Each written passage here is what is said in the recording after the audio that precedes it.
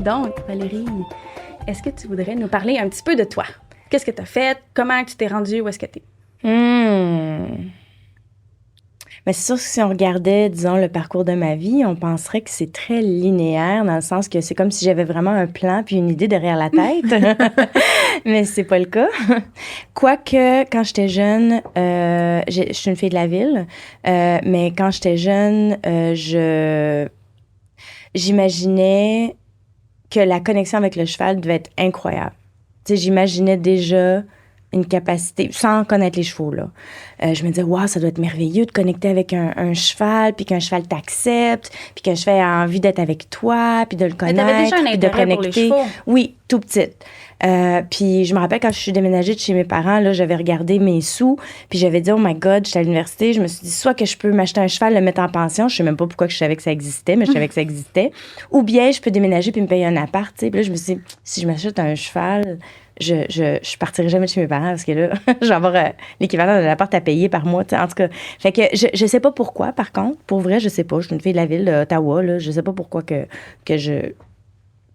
je voulais être avec les chevaux, il n'y en avait pas autour de moi ou quoi que ce soit.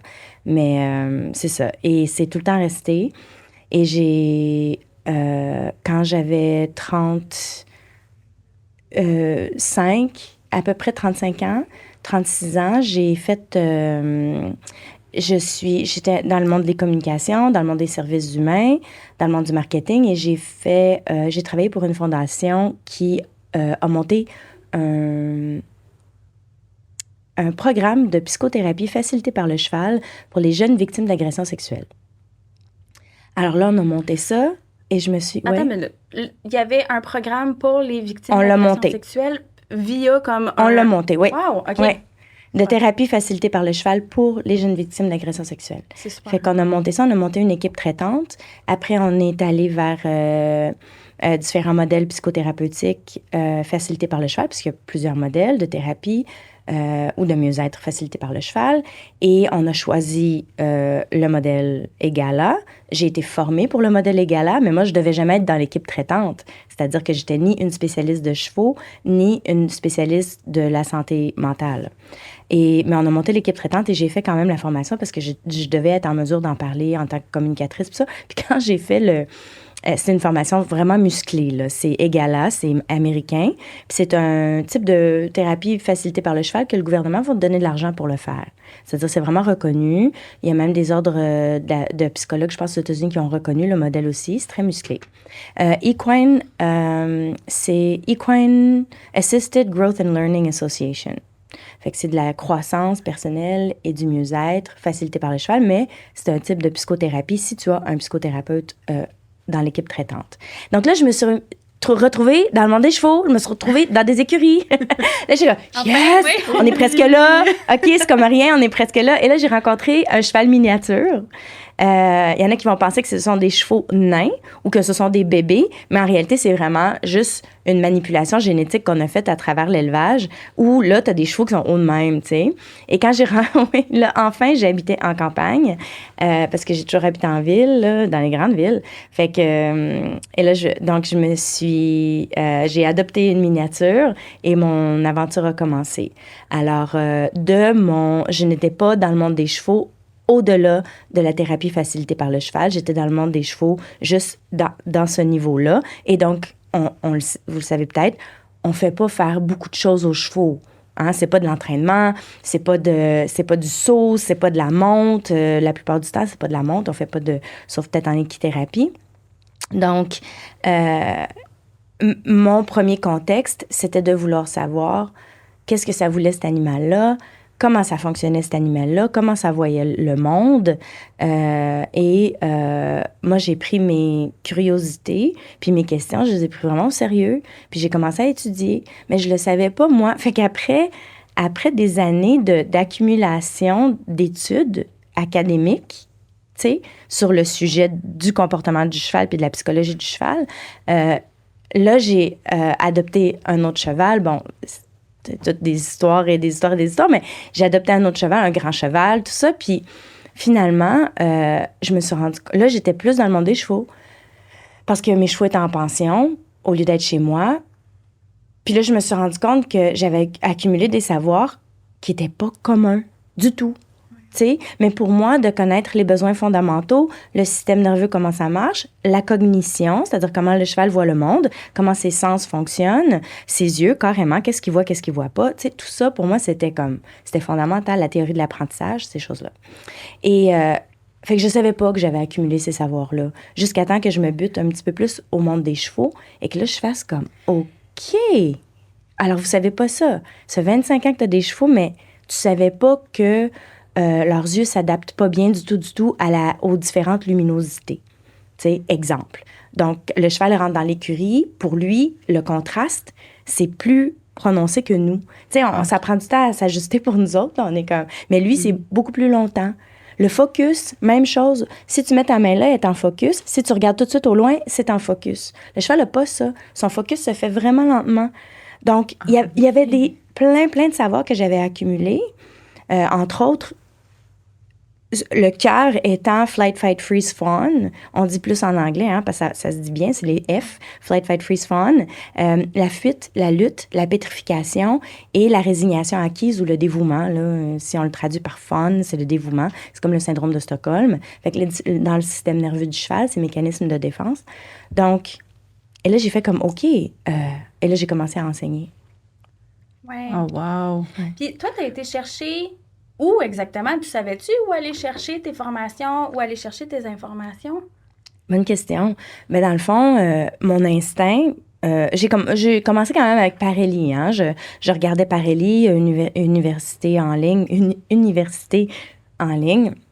des cours en ligne, tout ça.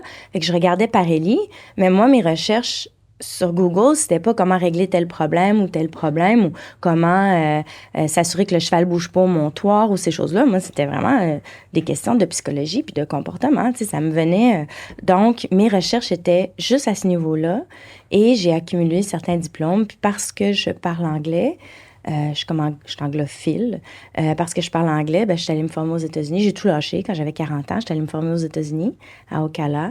Et là, je suis revenue avec ça. J'ai accumulé les diplômes en ligne, puis sur place, puis tout ça. Avec, avec plusieurs diplômes ont un aspect. Mais je pense que c'est ça aussi, quand on est formateur, à quelque part, c'est parce qu'on triple là-dessus puis on veut jamais arrêter de se former, là. Oui. Tu sais, tu parles à n'importe quel formateur, puis j'ai pris tel cours, j'ai fait tel cours. Là, j'ai réalisé que ça, c'était vraiment pour moi. J'ai pris tel cours. Je veux dire, on est des gens comme ça. Mm-hmm. On veut apprendre. Puis à un moment donné, l'envie de partager, puis de se revirer de bord, puis de faire comme « Hey, tu savais-tu? Tu sais-tu? » Tu sais, comme toi, ton envie d'éduquer, de partager. De communiquer, puis c'est tellement fun. Mais justement, tous les cours puis les formateurs que je rencontre, c'est tout le temps « je vais faire ça de plus. Je vais aller chercher l'information. » Parce que c'est jamais fini. Non. Je veux dire, on n'arrête jamais d'apprendre. Puis le comportement en général, c'est en train d'évoluer de jour après jour. Ouais. Donc, c'est important de se former encore. Puis c'est ça, comme je te dis, moi, j'arrête jamais. Hein. Je vais chercher partout où je peux. Là. C'est l'instinct. C'est notre premier instinct en tant qu'humain. Mm-hmm. Qu'est-ce que le bébé fait? Il voit quelque chose. Regarde le chien, regarde-le. On partage. C'est notre premier instinct, c'est le partage. Il y a quelque chose de très pur là-dedans. Oui, c'est ça. Ça fait combien de temps que tu donnes des formations? Ça fait 5 ans. Ça fait 5 ans et je dirais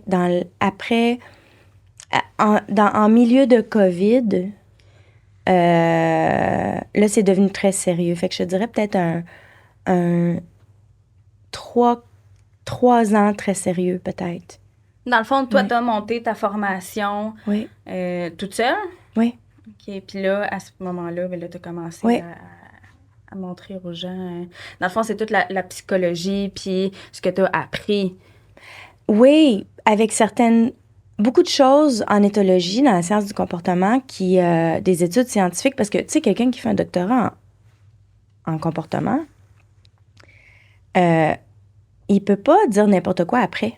Il peut pas arriver sur le terrain et dire « Faites ça avec vos chevaux ». Lui, peut-être que c'est ça que cet autologue-là va faire avec ses chevaux, mais il se donne pas comme une voix nécessairement pour vulgariser. Tu sais, il se donne pas comme le mandat de vulgariser nécessairement, puis de transformer le monde des chevaux ou quelque chose comme ça. Et le cœur de ce qu'on apprend sur le comportement, c'est vraiment que mais je vais peut-être trop loin, par exemple, dans les... mais le cœur de ce qu'on apprend dans les études scientifiques, c'est entre autres sur le système nerveux, puis sur le fait que la plupart du temps, avec les chevaux, on va dépasser le confort psychologique du cheval. Il entre dans un système de défense. C'est un animal de proie. Oui, ben c'est ça que j'allais te demander. Tu sais, dans le fond, quand on leur apprend, on n'écoute pas nécessairement comment eux sont censés apprendre. C'est ce que tu essaies de dire. Oui. OK. Fait que, tu sais, il y a plusieurs choses, il y a plusieurs principes. Ça, c'est toutes des thèses. Chaque question est une thèse de doctorat. Hein? Fait que, là, on essaie de faire un petit truc cute serré, là. Mais quand même donner une valeur aux gens, puis peut-être de parler des vraies choses aussi. Mais disons, pour les gens de chevaux qui nous écoutent, tu sais, le cheval, on va dire qu'il danse. Il bouge beaucoup. Il bouge les pattes. On va dire qu'il danse quand on le met sur les chaînes, hein, quand on l'attache. Il danse. Il va attaquer. Il va lutter. Il va contre... aller contre notre... ce qu'on lui demande. Hein? Il y a le réflexe d'opposition. Donc, ils viennent au monde avec le réflexe d'opposition. C'est-à-dire, ils viennent au monde, c'est complètement différent du prédateur. Nous, on est des prédateurs. Nos chats, nos chiens, ce sont des prédateurs, OK? Donc, on a les yeux très, tu sais, devant, puis nous, on est dans le tracking. Tu sais, le chat, il va suivre la petite souris, il suit le dossier. Le cheval, lui, son système oculaire, son système visuel, c'est un détecteur de mouvement. Mais pas pour aller voir si on pourrait peut-être manger quelque chose, pour se sauver. Non. Il se pose pas la question. La survie. Je suis pas bien, goodbye. Fait que c'est difficile pour les gens. Typiquement, c'est difficile pour nous. Quand on travaille avec les chevaux, à un moment donné, on se dit, mais là, il n'y en a pas de loup dans la forêt, il n'y en a pas de tigre, ça va pas te manger, c'est une roche. Colin, reviens-en. Tu sais, c'est dur. À un moment donné, c'est comme on fait complètement violence à tout ce qu'on voit, tout ce qu'on comprend, tout ce qu'on... Tu sais, ça cadre plus du tout. Puis là, le cheval, il s'énerve. Puis en plus, il pèse une tonne. On le sait, nous autres, qui pourraient comme kicker un loup. Puis bon, tu sais, il y a comme... C'est difficile pour nous d'accepter qu'il est encore dans la panique, qu'il est encore dans la défense. Donc, typiquement, parce que dans certaines de tes questions, tu avais la question mettons, du horsemanship traditionnel versus ce qu'on sait maintenant. Fait que, mettons, en gros, typiquement, ce que j'aurais à dire, c'est que maintenant qu'on comprend mieux le système nerveux du cheval, maintenant qu'on comprend mieux la fuite, la lutte, la pétrification, le trauma, parce qu'on comprend mieux, parce qu'on a le même système nerveux, hein? On n'a pas le même appareil perceptif, mais on a le même système nerveux. Donc, nous aussi, on rentre dans la fuite, l'évitement, la lutte, hein, quand on confronte, puis quand on... et la pétrification, là, l'espèce d'état dissociatif, là, comme... figé, figé, tu sais, pétrifié. Ouais. La tarsie. Si on vit des agressions à répétition, on peut aller jusque dans ce qu'on appelle le syndrome de Stockholm, ou la dévotion, ou fawn en anglais. Où est-ce que là, c'est comme on suit, puis on se pose pas de questions, on n'a plus d'expression de nos propres besoins.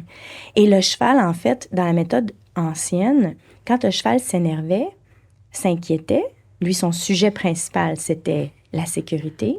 Puis nous autres, à un moment donné, on est comme, mais là, tu viens ici 15 fois par semaine, on va dans le manège, puis tu t'inquiètes encore du coin, puis tu l'as vu le coin, puis le cheval s'énerve et montre des comportements de fuite. Et là, on le saisit par le licou. Hein? On le brasse un petit peu par le licou, puis là, ça le saisit, puis il arrête de bouger. Mais il arrête de bouger, pas parce qu'il a compris, mais parce que là, il y a quelque chose qui lui fait un petit peu plus peur. Puis qu'est-ce qui arrive si, à répétition, quand tu t'inquiètes de quelque chose, il y a quelque chose de pire qui t'arrive? Tu sais, Oui. il y a quelque chose qui t'arrive, qui te saisit encore plus.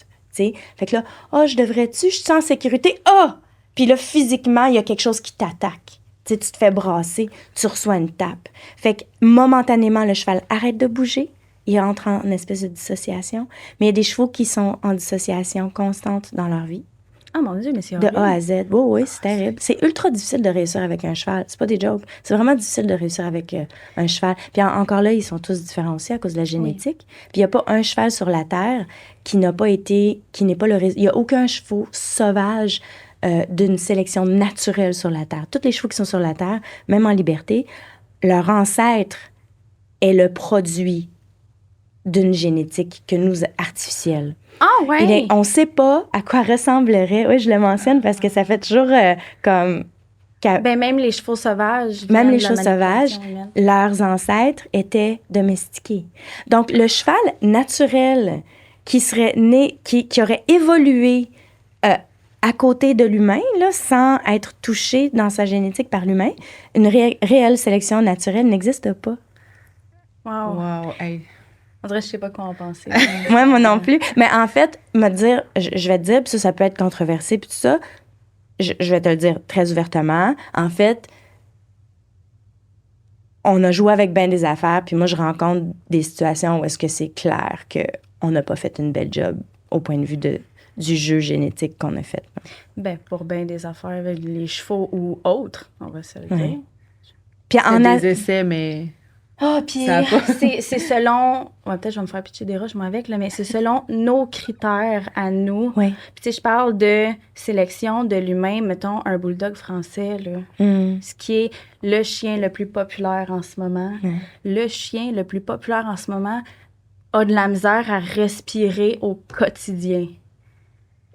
En tout cas, on parle de chevaux, mais moi, ça me fait capoter à quel point on a amené les animaux selon nos critères à nous, selon nos besoins à nous, puis on s'en fout, là. Ouais. Les chevaux, il faut qu'ils obéissent, on va les monter, puis peu importe ce qu'ils ressentent. En tout cas, peut-être que je m'écarte, mais en tout cas, c'est ce que je ressens. Moi, puis je vois, tu sais, je suis pas beaucoup dans le monde des chevaux, mais les seules fois où j'ai mis un petit pied dans le monde, j'ai pas vraiment apprécié ce que j'ai vu. Fait que je trouvais ça difficile. Puis justement, quand j'ai vu, moi, ta méthode, puis les façons que tu parles, puis à quel point tu veux comprendre, puis partager ce que tu sais, je trouve que c'est carrément une autre façon de voir les choses que je trouve vraiment intéressante. Là. Merci, c'est gentil. Puis une des façons, mais c'est l'idée d'être de la présence. On va beaucoup idéaliser les chevaux. Tu sais, on se dit, eux autres sont tout le temps là, sont tout le temps... Comme si on s'imagine qu'ils sont tout le temps en pleine conscience. Ils sont vraiment présents, puis tout ça. Puis en réalité, le stress qu'ils vivent au quotidien, puis là, ils sont sensibles. Donc, ils n'ont pas besoin de se faire battre pour entrer dans un trauma. Ils n'ont pas besoin de se faire... Tu sais, c'est vraiment fragile. Ils peuvent vraiment être... Il y a un côté où le cheval est très fragile, disons. Mais en réalité, ils ne sont pas nécessairement si présents que ça tout le temps. Comme nous. Tu sais, on quitte un petit peu, on fait notre liste d'épicerie, là, oups, puis là, après ça, on revient, puis on s'enracine. Mais ma méthode a pour lieu d'amener le cheval dans toujours une plus grande présence. Et donc, une plus grande relaxation, et donc une plus grande connexion. Parce que c'est ça qu'on va rechercher, hein. C'est de la grosse drogue, là. De la grosse drogue directe dans les veines, là. Quand le cheval te donne la connexion, puis que toi aussi, t'es toute là, puis que t'es pas dans ta liste d'épicerie, puis que t'es pas dans ta tête, puis que t'es pas dans « mes cheveux sont-ils corrects », là? Ben là, c'est comme de la grosse drogue. C'est tu vis toi des puis affaires moi, puis on vit quelque chose. C'est incroyable. C'est incroyable. Fait que on le recherche tous, ça. Puis quand on y a goûté un petit peu, ben ça nous amène à...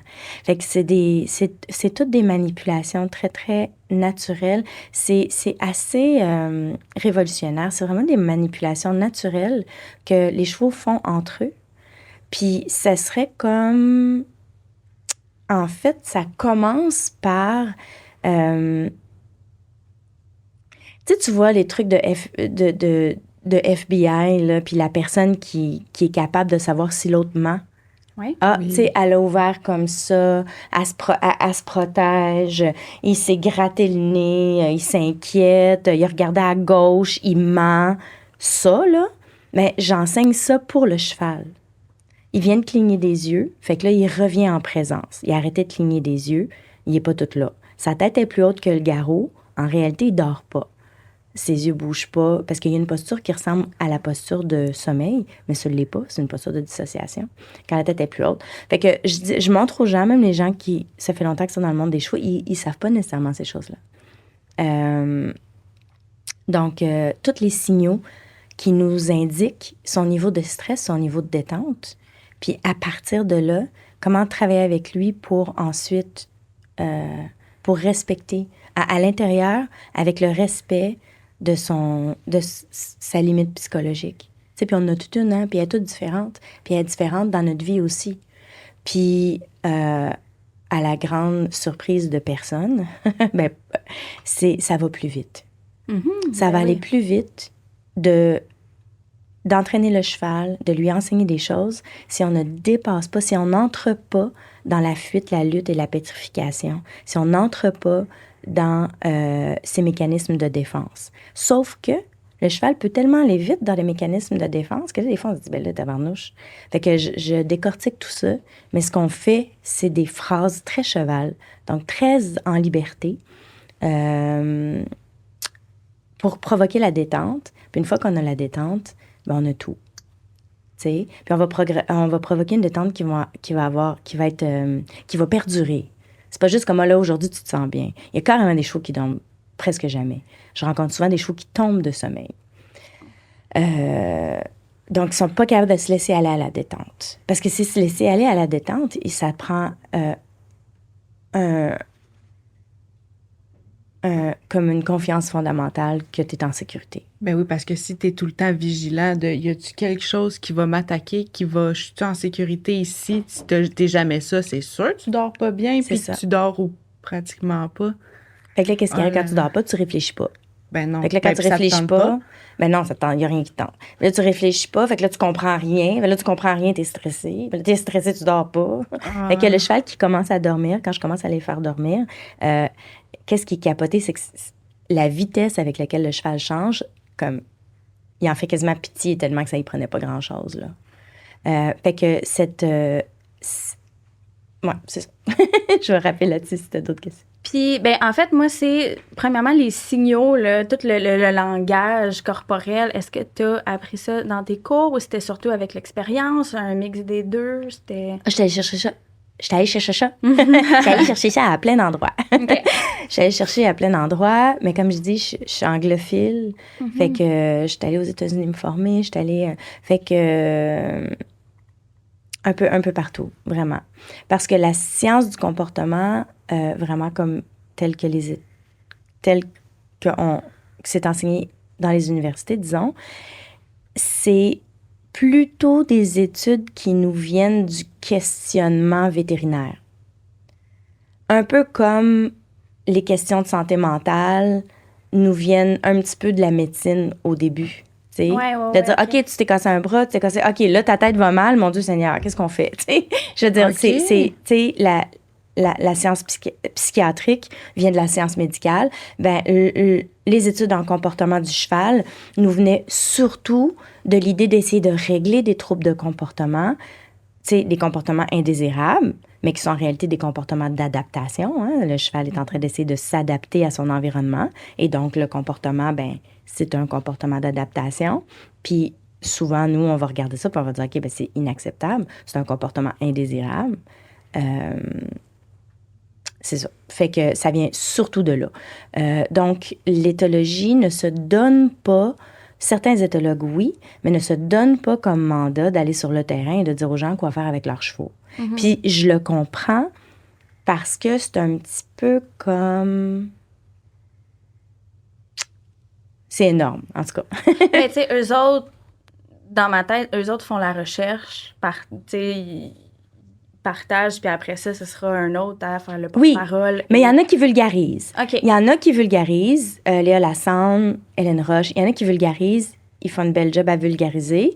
Mais est-ce qu'ils vont se prononcer? Tu sais, moi, je vais dire des affaires du genre... ça, c'est l'expérience, par exemple. Je vais dire, attends, il est pas là. Il est pas tout là. Tu sais, c'est un feel. Tu regardes le cheval, puis... Tu sais... Là, tu connais ces signaux de stress, les yeux clignent plus, il y a toutes sortes de... Les oreilles, tu sais, tout ça, la babine devient serrée, la queue swish. Il y a des chevaux, là, tu sais pas qu'ils sont stressés, sauf qu'ils ont la petite babine serrée. Tu sais, d'autres, tu sais pas qu'il y a quelque chose qui leur dérange, sauf qu'ils swishent de la queue, tu sais. Et là, je vais dire juste un petit instant, attends 20 secondes, tu vas voir, il va y avoir un shift. Puis là, le cheval est là, après la manipulation, le cheval est là. Puis là, il y a un shift. Mais ça, la science ne va pas te le dire. Tu sais, attends 20 secondes. Fait que je parle du temps d'arrivée de l'esprit du cheval. C'est comme le cheval ne change pas de sujet aussi rapidement que nous. Le prédateur, là, le chat, il suit un lapin, boum, il y a une souris, il suit la souris. Le cheval, lui, il est comme... Il n'y a pas un focus de tracking comme ça. Il y a un focus comme vague, d'essayer de tout voir ce qui se passe, puis de répondre, voir s'il y aurait quelque chose dans son environnement, tu sais. Puis là, c'est comme, oh mon Dieu, ma propriétaire arrive, OK. Mais là, lui, là, il est pas comme... Mais oui, il peut être comme, oh, wow! Tu sais, ça, c'est sûr, là. Il y a un aspect où est-ce que le cheval peut être comme... Mais il y a une je suis contente de te voir. Mais il y a comme il y a besoin d'un temps d'arriver. Moi, j'ai même pour mon dire que des fois, tu peux aller chercher le cheval au champ, le rentrer dans l'écurie, le sceller, puis il se réveille dans le manège avec toi sur le dos. Ah ouais? Oui. Ouais. Là, tout d'un coup, il est comme, ah, mon Dieu Seigneur. C'est comme, Puis là, il faut qu'il s'adapte là. Puis là, vous voyez qu'est-ce que je fais quand je fais ça? Je suis comme pognée, je respecte plus. Je sais pas où regarder. J'ai pas un focus calme, ça. C'est que... Fait que je fais respirer le cheval, soupirer le cheval, ébrouer. L'ébrouement, il n'y a pas de nom pour ça en anglais. Mais l'ébrouement, là, ça, là, oui, c'est un grand... Avant, dans le monde des chevaux, pour les gens de chevaux qui nous écoutent, avant, dans le monde des chevaux, on disait, t'as un mâchouillement, un lick and chew. Ah, ton cheval, il est d'accord, il est déstressé, ça va. Il a compris, tu sais. En fait, ce n'est qu'un petit retour vers la relaxation. Parce que la mâchoire devient serrée. Là, le cheval est comme... Puis là, quand il relaxe, là, il revient, là. Puis après, quand il revient vraiment, un vrai gage de relâchement, c'est l'ébrouement. Il n'y a pas de mot pour ça en anglais. Des fois, on va dire blowout ou... Ça, là, mais en même temps, c'est fragile. Là, il vient de relâcher, là. Mais comme, OK, ouf. Qu'est-ce qu'on... Oui, tu sais, mais il faut donner des pauses. On enchaîne trop vite, on va trop vite. Mais même si on va plus lentement, ça veut pas dire, avec notre timing de prédateur, là, ça veut pas dire qu'on va juste plus lentement que ça va marcher. Fait qu'il y a vraiment des façons spécifiques de faire du plus lentement. Dans le fond, si je comprends bien, c'est que toi, à chaque seconde, quand tu travailles avec un cheval, c'est que tu le suis. Ah, je suis rendue là. Ah, OK, on 100%. Ce n'est juste ça. Ce n'est que ça. Ce n'est que ça. Je m'oublie, j'existe même plus. Mais on peut pas l'obliger à suivre notre rythme parce que ce que je comprends, c'est que justement, on va le stresser probablement plus qu'autre chose. Là. Ben, il y a comme il y a des moments où le cheval devient vraiment présent, comprend plein de choses, puis là, c'est comme, yes, let's go. Puis là, le cheval, il y a une hésitation, il s'inquiète, mais ta connexion est là, elle est écœurante, puis là, tu peux dire, non, let's go. Puis il est comme, OK, je construis sur notre relation, là, OK, je prends sur moi. T'sais? Puis on va dire que le cheval devient confiant, devient courageux, on a toutes sortes de façons de le dire. Puis la lenteur, ben il y a une lenteur. Sérieux, les filles, là. Sérieux, là. C'est vraiment difficile de réussir avec un cheval. Sérieux. C'est vraiment difficile. C'est vraiment pas facile. Ils sont tous différents, mais ils sont tous pareils. Ils nous demandent vraiment de recadrer complètement comment on voit les choses. Si on recadre pas, ben là, on les comprendra juste pas, puis on va juste leur faire subir des choses, mais puis ça prend un timing incroyable. Fait que eux, quand ils ont un réflexe de défense, leur réflexe est fulgurant. 5000 fois plus vite que toi, là. Tu sais, la patte, elle va lever, le kick est parti, t'as pas le temps de réaction. Sauf que là, maintenant, par exemple, pour moi, tout est au ralenti. Je vois qu'est-ce qui va arriver comme plusieurs secondes avant, tu sais. Fait que ça s'apprend. Il n'y avait rien qui annonçait que j'allais apprendre ça puis que j'allais être bonne avec ça. Si je l'ai fait, tout le monde peut le faire, c'est sûr. Fait que notre timing se développe. Fait que les horsemen du temps, ils ont toujours parlé de timing puis de feel. Non, mais tu sais, c'est du timing, c'est du feel, c'est du timing, c'est du feel. OK, ben là, il faut à un moment donné que tu m'expliques. Fait que toutes les réponses insatisfaisantes, et crois-moi, j'en ai eu, de mes profs que j'ai eu, de mes gourous cheval que j'ai eu. Non, mais tu sais, c'est parce que tu vas le filer. Non, mais tu sais, moi, c'est inacceptable. Là, tu vas essayer de m'expliquer, là, c'est quoi qui se passe. Fait que c'est ça, ma formation. J'explique vraiment qu'est-ce qui se passe. Fait que comment le cheval voit le monde, puis après ça, comment on va l'aider à se calmer, puis après ça, comment il apprend, puis tout ça. Puis à l'intérieur de ça, il y a l'aspect de transformation personnelle, évidemment. Bien, je pense que tu n'as pas le choix de faire un gros travail sur toi quand tu veux justement travailler avec un cheval de la bonne façon. Parce qu'il faut que tu revoies. Tu sais, comme moi, tu sais, déjà, j'ai travaillé quelques fois avec des chevaux, mais genre en m'en occupant, là.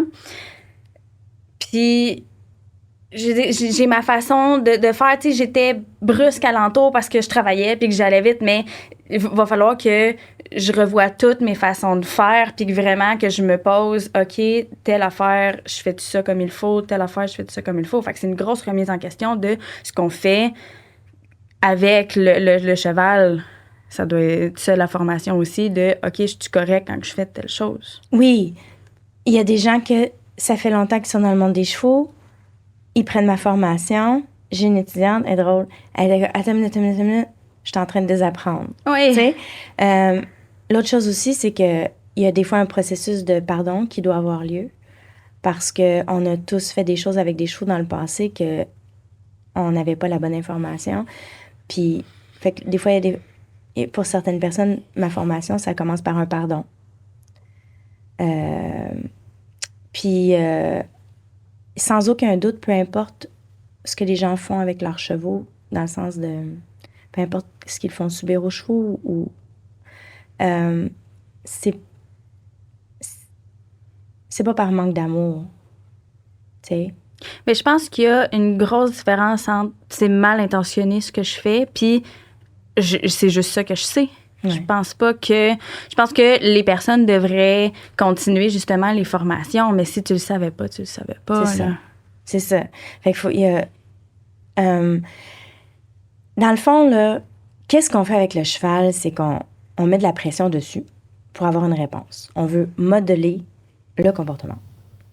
On veut mettre des pitons, des cues, des pitons. Puis c'est très correct, le cheval est capable. Il est capable d'être conditionné puis de savoir que ça veut dire ça, ça veut dire ça, ça veut dire ça. Pour qu'il le fasse, pour qu'il en arrive là, avec toute sa tête, je vais vous pitcher la patente, là. Surtout s'il y a des jeunes de chevaux qui nous écoutent. S'il y a des gens qui ne sont pas des jeunes de chevaux, ben, je veux dire, il y a tellement à dire. Mais essentiellement, ce qu'on fait, c'est qu'on met de la pression. Et le cheval a le réflexe d'opposition que nous, on n'a pas. Ça veut dire que... Et d'ailleurs, le toucher, pour eux, c'est la chose la moins importante. Hein? C'est l'essence le moins important. Mais pour nous, c'est comme on voit un cheval en plus, c'est comme... On veut toucher. C'est un trip esthétique, oui. Là. C'est comme carrément un trip esthétique, là. Moi, Fait que on veut toucher, tu sais, c'est la première chose, dans le visage. Puis, tu sais, je veux dire, chaque cheval, quand il y a une main qui arrive d'en face, ils sont comme, voyons, si tu fais là, tu sais, ça fait pas de sens pour eux, là, tu sais, c'est pas... ils peuvent aimer le toucher dans le visage, mais ça se fait pas trop direct, là. Fait que... essentiellement, ce qu'on fait, c'est qu'on met de la pression pour que le cheval, il cède. Quand je mets cette pression-là comme ça, tu cèdes. Quand je mets cette pression-là comme ça, tu avances. Quand je mets cette... Tu sais, on a la chambrière, on demande, tu avances, OK, là, tu arrêtes. C'est de la pression qu'on met, OK? Essentiellement, c'est ça. Puis, typiquement, dans le horsemanship, tu te mets au milieu du rond de longe où tu es en laisse, puis tu mets de la pression. Tu es en laisse, puis tu mets de la pression. Puis là, le cheval, il est comme « Ah! » Puis il capote un peu. Puis là, ben, il apprend à répondre à ce que tu as demandé. C'est essentiellement ça. Ceci dit, le cheval regarde la direction de tes pieds. Le cheval regarde comme ta flashlight, le directionnel, c'est ton nombril. C'est là où tu mets de la pression. c'est ton directionnel, c'est ton nombril. Donc, si je veux enlever de la pression à un cheval, je vais me détourner. Et tout est de la pression pour eux. Ils ont le réflexe d'opposition. Fait qu'ils viennent au monde. En fait, une caresse pour eux, ce que ça veut dire, c'est comme, ça se peut que je meure, là. Tu sais, je veux dire, je suis pris. Fait qu'eux, qu'est-ce qu'ils ont comme... Le réflexe d'opposition, c'est qu'ils vont... s'ils sentent quelque chose pousser sur eux, ils vont contre-pousser pour se débarrasser de la chose. Nous, on n'est pas comme ça. Nous, une caresse, c'est comme... Ça nous relaxe, ça nous apaise, ça nous calme. Chat et chien aussi, typiquement. Tu sais, on est des proies, des prédateurs. Mais l'animal de proie, lui, de la pression, c'est comme, oh mon Dieu, on a-tu un problème? On est-tu en... OK, je me tasse de... Tu sais, se tasser, c'est pas normal. Faut qu'ils apprennent à céder à la pression. C'est pour ça que dans certains des cas les pires que j'ai connus en intervention en comportement, parce que à la base, auprès des chevaux, j'étais intervenante en comportement, fait qu'on m'appelle, il y a des difficultés de comportement, puis là, ben, on travaille avec le cheval, puis on travaille avec le cavalier. C'est que dans les pires cas que j'ai connus, ce sont des chevaux qui, quand ils étaient jeunes, ils se sont fait taponner, genre caresser à l'extrême. Ils sont devenus bousillés, complètement bousillés en dedans. Leur réflexe d'opposition est complètement... sont déréglés. Ils répondent même plus à la pression. Tu peux varger tant que tu veux, il se tassera plus. Il répond plus à la pression. Il est comme dénaturé. Fait que, tu sais, quand tu dis, là, t'es-tu en train de me dire que j'ai ruiné mon cheval comme parce que j'ai donné des câlins? Ça doit faire mal quand même en tant que cavalier, en tant que propriétaire de ton cheval, puis tu dis comme crime, moi je voulais juste l'aimer, tu sais. C'est ça.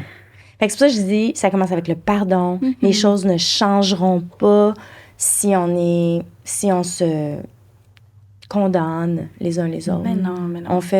Tout le monde essaie de... Puis, je veux dire, c'est tellement pas comme nous. Ils sont juste tellement pas comme nous qu'à un moment donné, on peut perdre patience. Puis, tabarnouche, tu sais. Puis avec comme je disais, au point de vue de l'élevage, du bridage, tu rencontres des chevaux, des fois, qui sont dénaturés juste par l'élevage, là, par la génétique, là. Mais ça se dit pas, là, tu sais, vraiment facilement à quelqu'un. Mais j'en rencontre. Ouais. Et qu'est-ce que tu dirais à un débutant qui voudrait avoir un cheval? Qu'est-ce qui est important à savoir si tu veux avoir un cheval? Pour un débutant, prendre ma formation. Oui. Mais c'est sûr que... mon Dieu.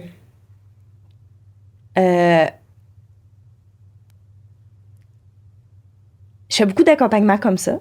Oui. Puis habituellement, j'ai des questions par rapport à la personne directement. Fait que je vais poser des questions, tu sais, pourquoi? C'est quoi ta vision? C'est quoi ta vision de ce que tu veux faire avec ton cheval? C'est quoi ta vision pour la relation? C'est quoi... tu sais, à quelle fréquence tu penses que tu vas aller voir ton cheval? Est-ce que toi, c'est comme pour la vie ou c'est... peut-être comme c'est quelque chose que tu aimerais essayer. À ce moment-là, je conseillerais à quelqu'un de prendre une demi-pension sur un autre cheval, peut-être. Ça peut être chouette, une demi-pension, que ce soit à la monte ou au sol. Typiquement, les gens, quand ils vont rentrer dans le monde des chevaux, ils vont prendre des cours d'équitation. Mais il y en a qui sont comme, c'est pas des cours d'équitation que je veux juste connaître le cheval, tu sais. Je veux juste être avec les chevaux, puis tout ça. Moi, je fais beaucoup de travail en troupeau, avec vraiment comme, on va aider les chevaux... Fait que, mais j'ai beaucoup de questions pour ces gens-là. Pour simplement clarifier le pourquoi du comment, puis qu'est-ce qu'ils voient, puis pourquoi ils aimeraient ça. Oui, ça, c'est quels sont leurs besoins à avoir un cheval. C'est ça. Puis de s'informer comme il faut aussi. Oui, puis après ça, de le mettre en pension. Écoute, je pense que le monde des chevaux, il faut le vivre un petit peu avant de le comprendre. Puis il faut pas non plus s'arrêter à certaines de nos expériences comme... Parce que toutes les écuries sont très différentes. Il y a beaucoup de... Tu sais, il y a énormément d'offres, en fait. Il y a beaucoup de gens qui font il y a énormément d'offres. dans le monde des chevaux. Il y a énormément de gens qui font des belles choses, de la thérapie facilitée par les chevaux, du mieux-être facilité par les chevaux, d'autres, des ateliers chamaniques avec les chevaux, où est-ce que là, tu vas à la découverte. Moi, quand j'ai commencé, j'enseignais pas, je faisais des retraites de yoga-méditation avec les chevaux en forêt. Ouais, pour les touristes, puis tout ça. Ben, les touristes, pour les gens de non-cheval. Oui, on est des touristes. Les touristes, c'est ça. Fait que, puis, tu sais, c'était cool, mais à un moment donné, je me suis rendu compte que c'est pas les conversations que je voulais avoir. Là. Les conversations que je voulais avoir, c'était avec les gens de chevaux pour vraiment. Mais tous les gens qui gravitent vers ce que je fais sont extraordinaires. Tu sais, c'est vraiment du monde comme. J'en reviens pas, là. C'est super intéressant. Fait que j'ai pas à convaincre personne, j'ai pas à, tu sais, rien de ça. S'ils viennent vers moi, c'est parce qu'ils sont intéressés, puis après ça, ben il y a un cheminement qui se fait.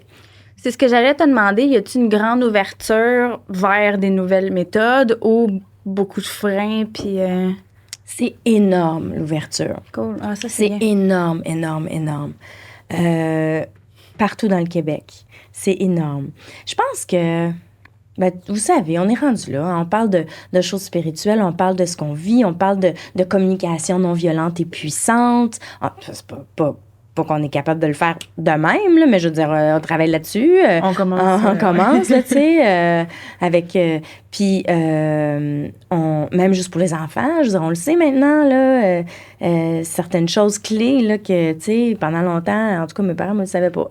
Oui, c'est ça. Puis là, ben, le monde allume, puis ça, puis on s'informe. Fait que les gens sont extrêmement ouverts, extrêmement au rendez-vous. Ceux qui le sont pas, je les vois pas, ou je les vois de temps en temps, ou je les croise, ou ils viennent à une de mes cliniques parce qu'ils sont bien curieuses. Mais sinon, les gens, ils sont vraiment là, ouais. C'est quoi tes cliniques, justement? Je pense avoir vu certaines vidéos sur tes réseaux sociaux, mais peux-tu m'expliquer un petit peu ce que tu fais? Oui, bien, dans le fond, mes activités principales, c'est la formation en ligne, où je fais aussi la formation en ligne, c'est des vidéos en ligne, évidemment. C'est 18 modules pour une certification pour devenir intervenant en comportement. Mais il y a des gens qui veulent travailler dans le domaine. Il y en a qui vont faire leur certification, pas nécessairement pour être intervenant en comportement. Il y en a qui sont zoothérapeutes et qui travaillent avec le cheval et qui veulent mieux connaître le langage du cheval parce que là, ils aident les humains. Mais ils aimeraient aussi être capables d'aider les chevaux ou ils voient bien qu'il y a des malaises avec les chevaux. Fait que ça, on commence à appeler ça du double mieux-être. Je suis certifiée EGALA et j'ai travaillé dans le domaine aussi pendant un bout de temps. Puis j'ai fait du double mieux-être, c'est-à-dire que c'était... fait que c'est ça. Fait que la certification... ça s'embranche tout ça, là. Fait que la formation en ligne, c'est soit le niveau 1, niveau 2 ou niveau 3. Niveau 3 qui est la certification en comportement. Et avec ça, il y a des coachings virtuels privés, des coachings de groupe virtuels. Puis de temps en temps, on se fait des pow-wow, puis on se rencontre à quelque part, puis on travaille un troupeau, puis on fait des... Et ensuite de ça, cet été, c'est juste l'été que j'ai fait ça jusqu'à maintenant, mais c'est pas exclu que j'en ferai l'hiver. Je fais des séries de cliniques. Donc, d'une journée, c'est un 6 heures de cours dans différentes écuries à travers le Québec, où là, il y a une trentaine de personnes à chaque fois. Et on fait des démonstrations avec les chevaux, on explique la psychologie. Là, les gens, tu vois comme recadrer ça dans leur tête, là, parce que, tu sais, c'est bizarre, c'est vraiment étrange de côtoyer un animal pour aussi longtemps, puis pas savoir que ça veut dire ça, puis ça veut dire ça, ça veut dire ça, tu sais. Un exemple, là, c'est que la plupart des sujets de conversation entre chevaux portent sur la négociation de l'espace interpersonnel puis la négociation de la relation. Fait que là, je vous dis ça, puis vous faites comme « Ah! Ouais! » Tu sais, tu penses à des chevaux qui se tassent, qui se déplacent un peu, un bouge, l'autre bouge. Un bouge, l'autre bouge. Tu sais, ils sont ensemble, ils sont pas ensemble, un bouge. Là, tu fais comme « Ah! » Mais, tu sais, peut-être que quelque chose en toi dit, ben, quelque part, je le savais, mais de l'entendre recadrer comme ça, la plupart des sujets de conversation que les chevaux ont entre eux portent sur la négociation de l'espace interpersonnel et donc de la négociation de la relation. OK?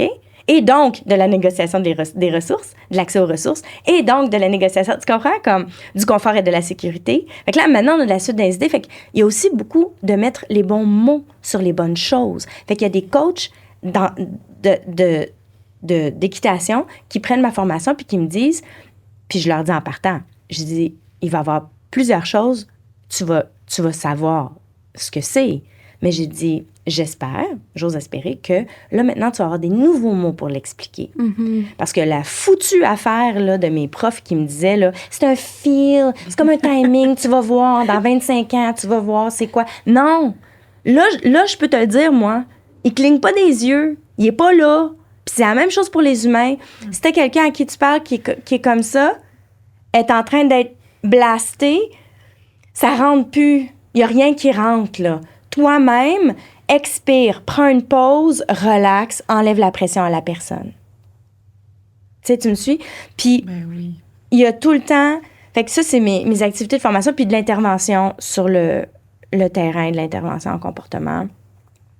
Puis large aussi, comme débourrage, puis ces choses-là. Fait que c'est... Ouais. Mais ça, on prend carrément un autre chemin. Vraiment un autre chemin. Parce que typiquement, tu attaches le cheval et tu lui fais vivre de la pression jusqu'à temps qu'il comprenne que ça voulait dire ça. OK? Mais moi, la pression, il va la vivre, je vais lui faire vivre, mais complètement en liberté. Donc, il va la vivre comme si un autre cheval lui mettait de la pression. Plus naturellement, en fait. Plus naturellement. Et donc, quand je vais le prendre en laisse et que je vais mettre de la pression, j'aurai pas de panique. Parce que pour toutes les fois, qu'est-ce que c'est un trauma? C'est pour toutes les fois où je me suis pas sentie bien, que je voulais me sauver, que j'étais pas sûre, que je voulais partir, j'étais retenue, j'étais contrôlée.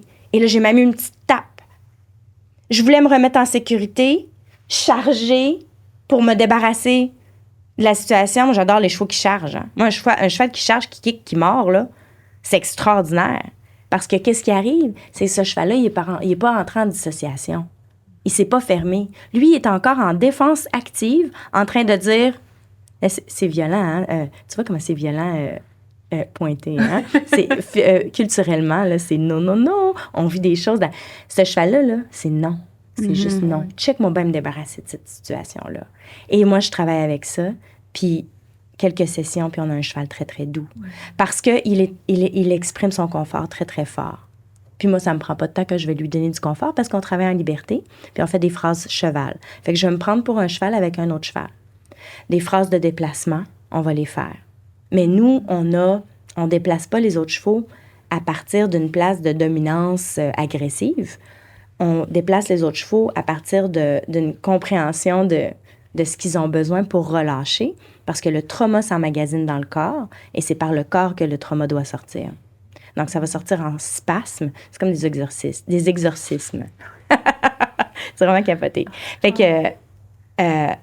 donc, on essaie... C'est le relâchement de la pression qui enseigne.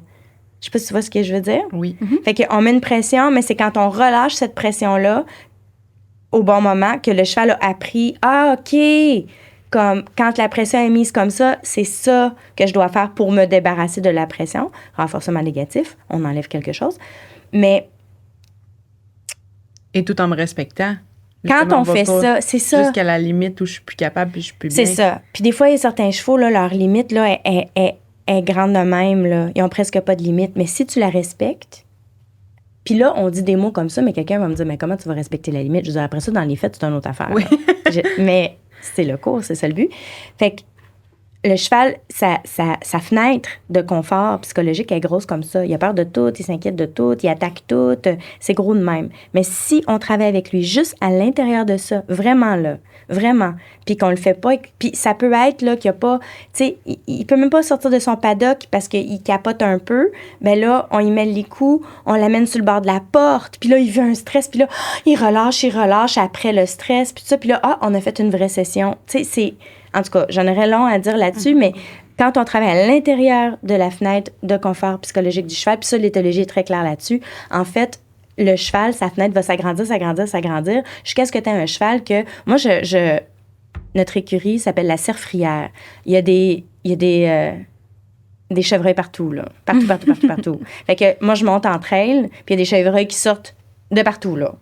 Fait que quand tu dis que tu as un cheval qui est pas éteint, qui est pas dissocié, qui est présent, mais que quand elle est tellement présente qu'elle voit tout, puis que quand il y a quelque chose qui, en principe, devrait lui faire peur, ou quelque chose comme ça, elle regarde comme il faut, puis là, elle relaxe. Elle ébroue elle-même. Il y a des chevaux qui ébrouent plus jamais, presque, parce que, justement, ils n'ont pas relâché. Fait qu'après nos sessions, ils commencent à ébrouer. Puis ça, c'est pas juste comme, j'ai fait ébrouer le cheval, c'est bon, bravo. Non. Ça veut dire que son système nerveux a comme shifté, là. Il y a eu une différence qui s'est faite pour lui, puis il va dormir à soir, là. Il va dormir tantôt, là, pour vrai, là. Donc là, sa tête va se refaire, puis là, tout d'un coup, il a accès à une détente qu'il n'avait pas accès avant. Et là, c'est bientôt la fin. Moi, je voudrais juste savoir... Ouais, ça va vite. Pour ceux qui ont besoin d'intervenants en comportement, où aller chercher, qui, d'ailleurs, on peut venir communiquer avec toi directement. S'ils sont trop loin, est-ce qu'il y a une ressource en particulier où est-ce qu'ils peuvent aller chercher? Je fais des coachings pour les gens qui sont loin. Je fais des coachings virtuels. Ah, super. Oui, parce que pour vrai, à un moment donné, je suis capable de... Tu sais, les gens me donnent la topo, m'envoient un petit vidéo. Je suis comme, essaye ça. C'est extrêmement puissant. C'est extrêmement rapide et puissant. Je n'ai... Tu sais, dans le fond, ce que j'ai fait, c'est vraiment comme... Je suis allée chercher partout. Puis j'ai fait mon propre travail de fond également aussi sur le terrain, tout ça. Mais... Puis les changements que les gens... moi, je fais rien pour que ça soit comme le fun. C'est le fun. Tu vas voir, c'est le fun. Non, il faut que ça soit comme malade mental, super puissant. Là. Ça peut pas être comme... plaisant, là. C'est pas plaisant, là, tu sais, c'est comme, ça se fait malade, genre. Il y a juste ça qui m'intéresse. Fait que la formation, c'est comme, fait que je suis allée chercher des affaires que, je veux dire, les gens, c'est pas, ça va te transformer, là. C'est pas comme, tu vas voir, il va, non, tu sais, fait que j'ai régulièrement, fait que pour une étudiante, mettons, ça va être comme, c'est le fun. Là, rendu au module 4, 5, là, si on vraiment fait le travail puis on pratique avec leurs chevaux, là je reçois un appel ou un message. Valérie, mais là, c'est parce que je l'ai jamais vu coucher. Ça fait 10 ans que je l'ai, ce cheval-là. Il est couché un matin. Voyons donc. Là, hier, il est broué. Ça faisait longtemps qu'il brouait plus. Là, j'ai des affaires comme, il accepte que l'autre mange à côté. Il n'a jamais accepté que l'autre mange à côté. C'est juste ça. OK, à tous les jours, j'ai une affaire de comme, mon Dieu! J'ai dit à ma cliente de faire ça parce qu'il y en a que c'est des pareurs, il y en a que c'est des, tu sais, ils font pour les sabots, il y en a qui font, tu sais, ils sont déjà il y a des professionnels dans le milieu, là, tu sais. Puis là, ils sont comme, j'ai vu telle transformation, telle chose, tu sais. Fait que je fais du coaching virtuel, puis les gens peuvent avoir beaucoup d'informations, puis avoir déjà comme énormément. Puis des fois, je vais voir si je peux les arranger avec quelqu'un dans la région, là, tu sais, qui a fait sa formation en intervention. Puis, mais la plupart du temps, les gens, ils veulent pour eux-mêmes, tu sais, se former. Puis, ça vaut la peine. Ouais. Puis à un moment donné, c'est comme tu reçois un appel. OK, là, je vois tout. Oh my God. Ça se peut-tu qu'il ait dit ça, puis qu'il ait dit ça? Puis... Oui, ça se peut. Tu sais, des fois, j'ai déjà vu des chevaux travailler entre eux comme contre un autre cheval, très, très doucement, juste pour s'assurer. Tu sais, vraiment, comme des fois, tu vois des affaires, là. Par exemple, juste mini anecdote. Oui, vas-y. Tu vois, on voit c'est ça. L'éthologie nous dit plein de choses intéressantes. Les études nous disent plein de choses intéressantes. Entre autres, la façon que les pouliches, les bébés juments, jouent, c'est plutôt en se courant l'une après l'autre puis en se mordillant les fesses. Les poulains, les mâles, vont plutôt se faire des jeux de « je te tiens par la barbichette », le babine, puis vont plutôt se lever debout, tu sais, l'un avec l'autre. Et à un moment donné, j'ai vu 2 juments matures, mais il y en a une qui était quand même jeune, peut-être 3 ans, vraiment jouer. Puis ça arrive très rarement. Puis ils se couraient après, puis après la 3e... Fait qu'à un moment donné, on voit des choses que... Puis c'est rare, là. Fait que une courait après l'autre, puis après ça, l'autre courait après... Tu sais, ils changeaient de rôle. Là, je me dis, mon Dieu, Après avoir vu ça 2 fois, je fais « Ah, mais qu'est-ce qui se passe? » Puis après ça, ils l'ont refait 1 fois chaque. Puis après ça, ils se sont stationnés. Là, je suis en train de voir 2 juments en train de jouer, 2 juments adultes en train de jouer. Parce que le jeu, c'est très controversé, c'est très compliqué. Hein? La question de la scientifique, de la fonction du jeu et du fait qu'un cheval adulte joue-t-il, ne joue-t-il pas? Est-ce que c'est juste parce qu'il y a plus de temps que les chevaux en liberté, donc il va jouer? Les études démontrent que plus que le cheval a mal au dos, plus que par rapport à avoir été monté, plus qu'il va jouer. En tout cas, c'est compliqué. Puis après ça, les 2 juments se sont mis stationnaires l'un à côté de l'autre, puis ils se sont comme babinés un petit peu dans le cou comme ça, qui est un signe de proximité. Puis là, j'ai fait comme, je viens de voir quelque chose d'extrêmement rare. Je viens de voir 2 juments adultes jouer comme des pouliches.